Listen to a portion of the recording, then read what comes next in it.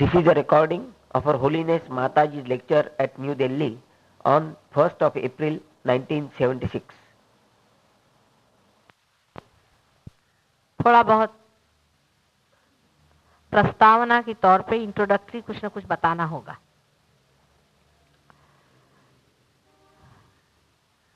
सहज का नाम आप लोगों ने सुना है। इस पर कबीरदास जी ने बहुत लिखा है, नानक जी ने बहुत लिखा है, श्री कृष्ण ने भी सहज को बहुत बखाना है।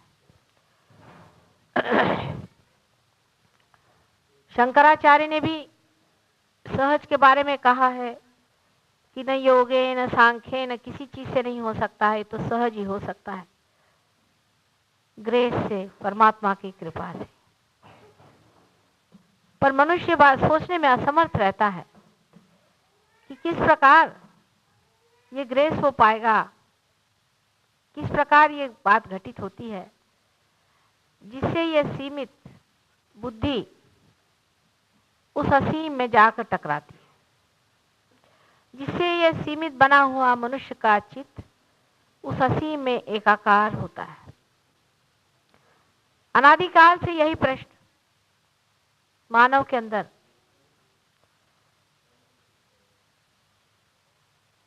टकराता रहा।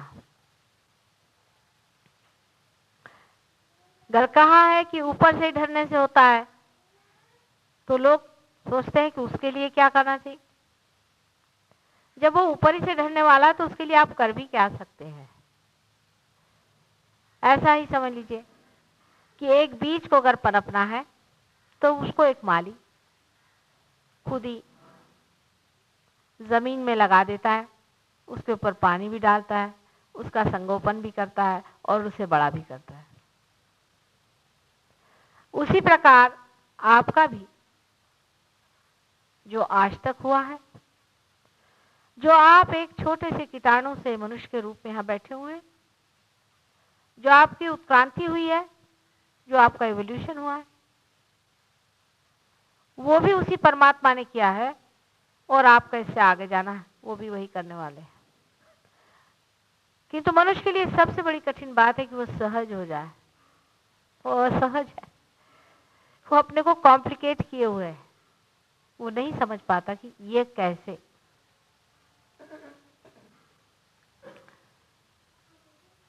हम देखते हैं कि पहले बहुत लोग कठिन तपस्या के बाद जंगलों में रहकर हजारों वर्षों की अत्यंत घोर तपस्या करने के बाद इस स्थिति को प्राप्त होते थे जिसे वो असंप्रज्ञात समाधि कहते थे, जिसे वो निर्विचार समाधि कहते थे। और इसके लिए बहुतों ने साक्ष्य भी दी है। बहुत से ऋषि मुनियों ने हमारे सहयोगियों को बताया है कि उन्होंने कितनी मुश्किल से ये वाइब्रेशंस पाए। ये तो ऐसा ही हुआ कि जब बाग लगाते हैं तो पहले बीज में थोड़े थोड़े अंकुर बड़े मुश्किल से आते हैं। अभी जमीन ठीक नहीं हुई, अभी उसमें बहुत मेहनत करने की जरूरत है, फिर मेहनत होती है, उसके बाद पौधे जरा बड़े होते हैं और जब बाहर आती है तो हजारों फूल खिल जाते हैं। समझ लीजिए कि बाहर का मौसम आ, लेकिन बाहर का मौसम भी जैसे बड़ी तपस्या के बाद आता है, वैसे ही ये बाहर का मौसम भी कलयुग की बड़ी तपस्या के बाद आया है।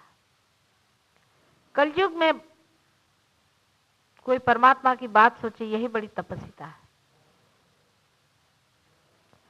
सब तरफ से हाहाकार, अंधकार, पाप, घृणा, और जहां मनुष्य देखता है रात दिन की दुष्ट ही संसार में प्रभावशाली होते, जहां किसी भी अच्छे आदमी का जीना दुर्भर हो जाता है, वहां पर भी कोई अगर परमात्मा को याद भी कर ले, वो बड़ी भारी तपस्विता है। उसी के फलस्वरूप आज सहयोग आपके सामने खड़ा हुआ है। सहज का मतलब है सहज, सह माने आपके साथ और ज माने पैदा हुआ।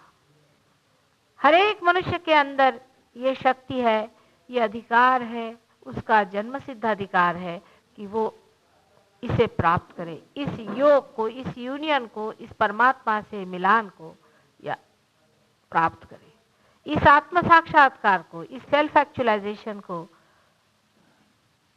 वो देखे, पाए। सुनने में बहुत ही ज्यादा बड़ी बात लगती है। लोग सोचते हैं इतनी बड़ी बात माता जी कह रही है, कैसे हो सकता है। संसार में कितनी बड़ी बातें हो रही हैं वो आपकी नजर में भी नहीं आ रही। एक छोटी सी बात देख लीजिए, हजारों वृक्ष खिलते हैं, हजारों फूल खिलते हैं, करोड़ों न जाने कितने आकाश में तारागण घूमते फिरते रहते हैं। ये पृथ्वी कितनी प्रचंड शक्ति से संसार में विचरण कर रही है और उस पर आप जैसे जीव कैसे उससे चिपके बैठे हैं, जो महसूस भी नहीं कर रहे उसकी शक्ति को और उसके घुमाव। लेकिन वो इस कदर हमारे जीवन में स्थायी रूप से अस्तित्व पा गया है कि हमें कुछ लगता ही नहीं कि ये कोई विशेष बातें हो रही हैं। और अगर है भी कोई विशेष बात, अगर समय आ गया है तो उसमें ये रुकावट क्यों डाले कि कैसे हो सकता है, अगर होता है तो होने दीजिए। साधारणतः मनुष्य का यही दिमाग होना चाहिए, किंतु मनुष्य जरा असाधारण बातों में विश्वास करता है। अगर उससे कहा जाए कि भाई इसी तरह से खाना खाया जाता है तो नहीं, वो कहेगा कि ऐसे क्यों, मैं तो इधर से खाऊंगा। ये मनुष्य की बुद्धि का फेर है। कहने को तो बड़े बड़े लोगों ने कहा है कि ये सारा भ्रम है, ये माया है। ये भी कहा है कि अगर कोई आपको रस्सी में भ्रम हो जाए कि ये सांप है तो उसको जान लेना चाहिए, उसको समझ लेना चाहिए। लेकिन मेरा ये अनुभव है कि मनुष्य बहुत डरपोक है। वो रस्सी तक जाएगा ही क्यों, वो पहले ही से दूरी से देख रहा है कि ये सांप है और उसके डरने में ही वो समझता भाई इसी में मैं बचा रहा हूं, किसी तरह दुनिया में रहने का है तो इसी तरह से रहना चाहिए। इसलिए खुद ही रस्सी उठा के उसे दिखानी हुई कि भाई देखो ये रस्सी है। इतना ही कार्य हम कर रहे हैं। आपके अंदर खुद ही दीप सजे हुए हैं। जन्म जन्मांतर से आप लोग खोज रहे हैं, अनेक जन्मों से आप लोग खोज रहे हैं और इस जन्म में पाने का समय आ गया। इसके बारे में पुराणों में भी अपने यहाँ वर्णन है। नल और दमयंती के किस्से में एक बार नल को कली का मुकाबला पड़ा और उन्होंने उसको किसी तरह से काबू भी कर लिया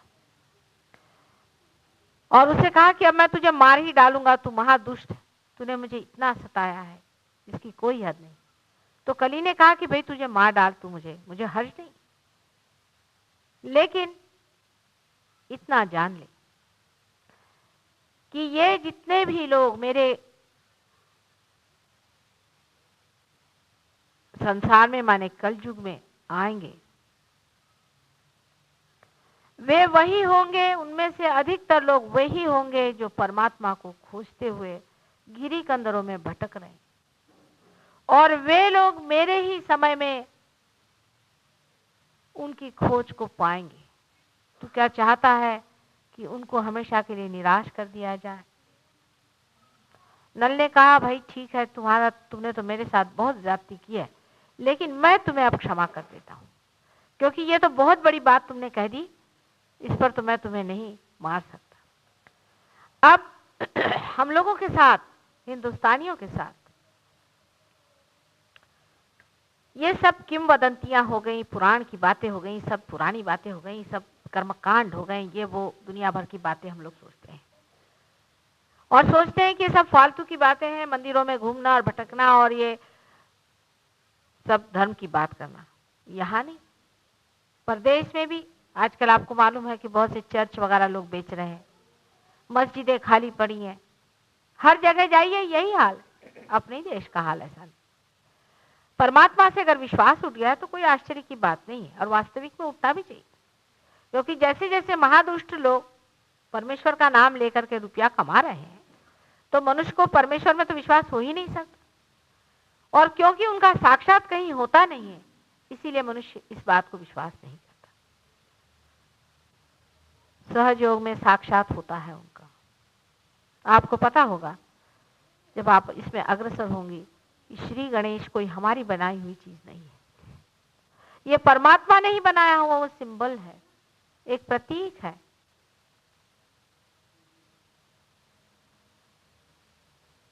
जो चिरकाल के बालक का है, इटर्नल चाइल्डहुड का है, ये परमात्मा ने ही हमारे अंदर ये प्रतीक भेजा हुआ है। अब प्रतीक पे तो साइकोलॉजिस्ट भी विश्वास करने लगे। साइकोलॉजिस्ट भी उस कगार पे पहुंच गए हैं कि वो जानते हैं कि हम कहीं रुक गए हैं, इससे आगे हम नहीं जा पाते। वो भी बहुत सारी बातें हैं उनको समझा नहीं पाते। डॉक्टर्स भी, मेडिकल डॉक्टर्स जिसको हम कहें कि बड़ा मेडिकल साइंस है, वो भी एक हद तक चलते हैं, उससे आगे कहते हैं कि ये स्वयं चालित है, ऑटोनॉमस है। पर वो स्वयं कौन है और वो ऑटोनॉमस कौन है वो नहीं बता सकते। आप सहज योग से उन्हें बता सकते। सहज योग से न कि इसे आप प्राप्त कर सकेंगे लेकिन इस शास्त्र को पूरी तरह से आप जीत सकते हैं, इसमें प्रवीण हो सकते हैं, मास्टर कर सकते हैं। पूरी तरह से इसे जान सकते हैं। पहली मर्तबा परमात्मा से संबंध घटित होता है। पहली मर्तबा आप परमात्मा के राज्य में आते हैं। पहली मर्तबा कम्युनिकेशन होता है। आप उसको इन चैतन्य लहरियों से जानते हैं, जिनके बारे में शंकराचार्य ने कहा है, क्राइस्ट ने कहा है, हर बड़े आदमी ने इसकी बात की। जो भी मैं बात कहती हूँ उसका साक्षात आप कराएंगे, क्योंकि साइंस का जमाना है, इसमें हर एक चीज का मुझे साक्षात देना पड़ेगा। लेकिन फर्क इतना ही है कि आपको इसका माइक्रोस्कोप लेना पड़ेगा, और इसका माइक्रोस्कोप है कि आप पार हो जाएं। आपका चित्त जो है वो उस परमात्मा की सर्वव्यापी शक्ति से एकाकार हो जाए। लेकिन लोग पहले ही इसको लेकर वहां शुरू कर देंगे, डिस्कशन शुरू कर देंगे, बातचीत शुरू कर देंगे, ये कैसे वो कैसे, उस किताब में ऐसा लिखा है, उसने ये लिखा है, हमारे फलाने गुरु हैं, हम उसके पास गए थे, उन्होंने ये कहा। आपको अभी तक मिला है क्या? सीधा सवाल। अगर मिला है तो हमारे पास आप किस लिए आए, और नहीं मिला है तो ले लो। हम तो देने को बैठे हैं, आप बेकार की बातें क्या इधर उधर की लगा रहे हैं। आर्ग्यूमेंट और डिस्कशन से ये चीज घटित नहीं होती। घटित होने के बाद इसकी क्या क्या उपलब्धि है, उसके लिए भी एक लंबा चौड़ा लेक्चर देना पड़ेगा, वो शायद मैं कल बताऊंगी। लेकिन मैं जरूर चाहूंगी कि आप में से जो लोग इस पे सवाल पूछना चाहें जरूर पूछें, क्योंकि ये ना हो कि जब आप ध्यान में जाएं उस वक्त कोई दिमाग में फितूर बैठा रहे कि आप सोचें ये मैंने पूछा नहीं माता जी से। सब पूछ लीजिए, लेकिन बेकार की बकवास नहीं करना चाहिए, क्योंकि दूसरों का भी समय बर्बाद होता है, अपना भी। आपने अगर बहुत पांडित्य आपको है तो आप लेक्चर जाके दीजिए, लेकिन यहाँ पर अगर आपको खुद कुछ जानना हो तो आप उसको जान सकते हैं और मुझसे पूछ लीजिए। और दूसरा जो कल विषय है उस पर मैं सब इसका यंत्र क्या है वो बताऊंगी, जिसके कारण ये कार्य घटित होता है। आप जैसे कि एक लाइट है, उसको जलाना चाहे तो एक आप बटन दबाइए, लाइट जल सकती, लेकिन उसके पीछे में उसका बहुत बड़ा इंजीनियरिंग तो है, वो भी समझा दिया जा सकता है। पर पहले लाइट तो जला लें, नहीं तो पहले अगर आपको इंजीनियरिंग समझाए कि ये पानी कहाँ से गिरा और वहाँ इलेक्ट्रिसिटी कैसी हुई, फिर ये कैसे हुआ, वो कहे साहब पहले लाइट तो जलाइए, आपके सर दर्द हो जाए, पहले आप लाइट जला लीजिए। अधिकतर लोगों को तो जरूरत ही नहीं होती जानने की, लाइट हो गई बस, काम क्या मतलब, अपने को लाइट से मतलब। और जिसको जरूरत होती है वो जान भी सकता है, और उसका साक्षात हो सकता है, एक्चुअलाइजेशन हो सकता है। इट्स अ फैक्ट, कोई झूठी बात।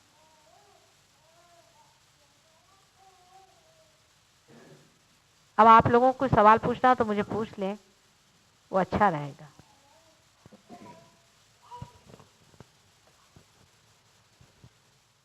आपने शिक्षा की सवाल पूछे, पहले आपसे लोगों ने कैसे सवाल पूछे? यही कि कैसे होगा, क्या होगा। आदमियों को तो ये इंसान के तो सवालों का कुछ ठीक नहीं, कुछ आपसे वो कहना कि ये कैसे हो सकता है, किसी ने कहा कि ये कैसे हो सकता है, आप बताइए कैसे होता है। मैंने कहा भाई तुमको भूख लगी है, मैंने खाना बनाया, खाना है खा ले,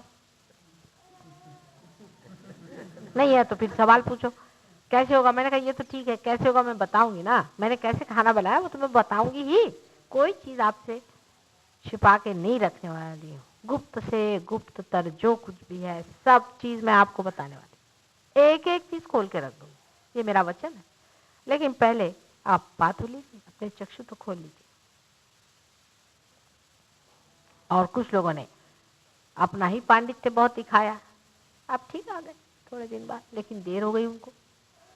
जो पहले आए थे जिन्होंने मांगा वो बहुत दूर तक चले गए, और जो लोग पूछते बैठे वो अभी तक, उनमें से एक साहब अभी तक पार नहीं हुए, उनके 4 साल 5 सालों के रैंगलर हैं, वो बहुत बड़े आदमी हैं, आते हैं रोज ध्यान में बैठते हैं, सब कुछ करते हैं, पर अभी उनका दिमाग हल्का नहीं हुआ। सीधा सवाल होना चाहिए, अभी तक तो हमें मिला नहीं और अब मिल रहा है तो ले लेना सीधा हिसाब। हमसे तो आपको कुछ और मतलब ही नहीं, हमको तो सिर्फ देने से मतलब।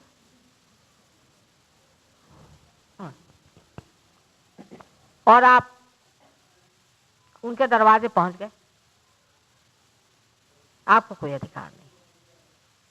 बहुत से लोग हैं, आज एक साहब आए थे, उन्होंने कहा साहब एक गुरुजी ने मुझे राम नाम दिया। मैंने कहा भाई राम नाम लेने के गुरुजी का कुछ चाहिए, तो आपको कहीं भी मिल सकता, बहरहाल ले लिया हो, चलो कोई बात। लेकिन उनके हृदय चक्र पकड़े हुए हैं दोनों साइड में, खासकर राइट साइड में जहाँ श्री राम का वास है। मैंने कहा आपका अधिकार क्या कि राम को आप बुलाइए, हम जिस तरह से हुक्म देते रहते कि चल मेरे बच्चे को ठीक कर, मेरे फलाने को ठीक कर, मेरे नौकरी दे दे, मेरा ये ठीक कर दे, तो क्या वो आपके नौकर बैठे? आप तो अभी उनके साम्राज्य में पहुंचे भी नहीं। अगर समझ लीजिए हम इंडिया में इंडियन नहीं है, हम इंडियन सिटीजनशिप हमारी नहीं है, तो क्या हमको इंडिया के एडवांटेजेस मिल सकते हैं क्या? उसी प्रकार होता है। अगर आप उसके साम्राज्य में चले जाएं और तब उन्हें कहें तो आपका अधिकार होता है, इसलिए अनधिकार चेष्टा हो गई। इसलिए जो रटते बैठते हैं बहुत नाम शाम हम देखते हैं, उनके वही चक्र पकड़ा रहता है। आश्चर्य की बात है। फिर हम उनसे माफी मांगते हैं कि इस बच्चे ने भाई माफ कर दो, क्योंकि इन्होंने गलती में कर दिया, इनकी समझ में आई नहीं बात, तुमको याद कर लिया, नाराज हो गए, माफ कर दीजिए, मान जाते हैं। ऐसे बड़े कृपालु, बड़े दयालु। यही समझ लीजिए अपने प्राइम मिनिस्टर हैं, उनसे बगैर कुछ कनेक्शन हुए, बगैर किसी अथॉरिटी के बगैर हम पहुंच गए उनके दरवाजे, और वहां लगे खटखटाने के साहब हमको ये दो और रोटी दो और कपड़ा दो और फलाना दो, आपको जेल में बंद होना पड़ेगा सीधे।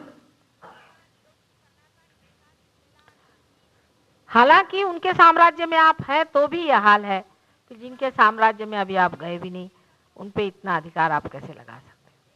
अब आप ये भी कह सकते हैं, साहब ने ये भी कहा कि बड़े बड़े लोगों ने, जैसे स्वामी रामदास समर्थ बहुत बड़े थे, श्री हनुमान जी के अवतरण थे वो, उन्होंने कहा कि तुम राम का नाम लो, तो वो कैसे? भाई उन्होंने अपने शिष्यों से कहा जिनको उन्होंने अवेकन किया था, जो साम्राज्य में पहुंच चुके थे, उनसे कहा था राम का नाम लो, और उनको क्या मालूम कि आप लोग भी उनका नाम लेना शुरू कर दें।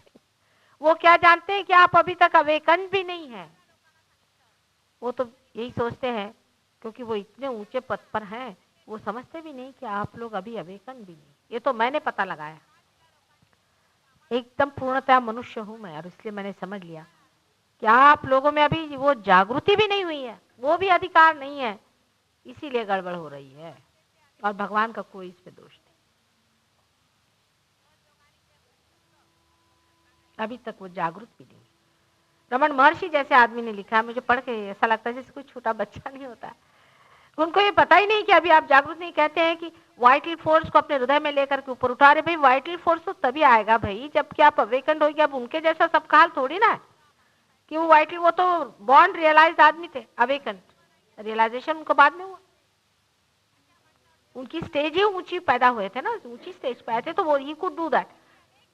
अब हमसे आपसे हम कहें कि आप वाइटल फोर्स हो गए, भाई है क्या चीज माता जी, क्या कह रहे हैं?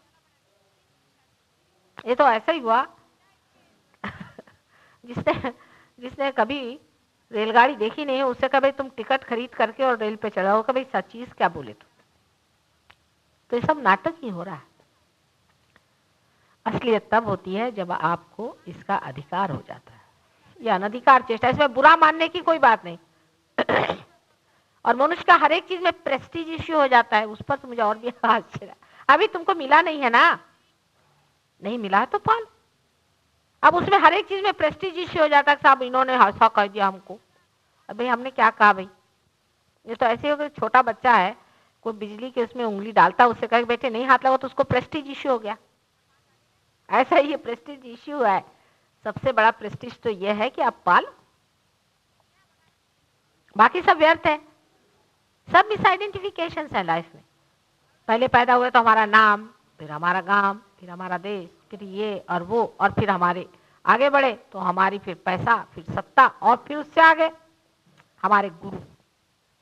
वो गुरु है कि घंटाल है इसका पता नहीं। और मजाल नहीं, आप कह दीजिए साहब, चाहे आपको नोच खाया होगा तो आप कह नहीं सकते। और आपके अंदर साक्षात हो रहा है, आपके अगर गुरु असली है तो हमारे लिए तो बहुत बड़ी बात हो गई। हम तो उनसे जाके मिलेंगे जरूर और उनका आदर करें। अरे हाय कहाँ, पान की जैसे दुकान खोलते ऐसे सब दूर गुरु हो गए हैं आपके यहाँ। मैं उनको दोष नहीं देती, दोष आप लोगों का।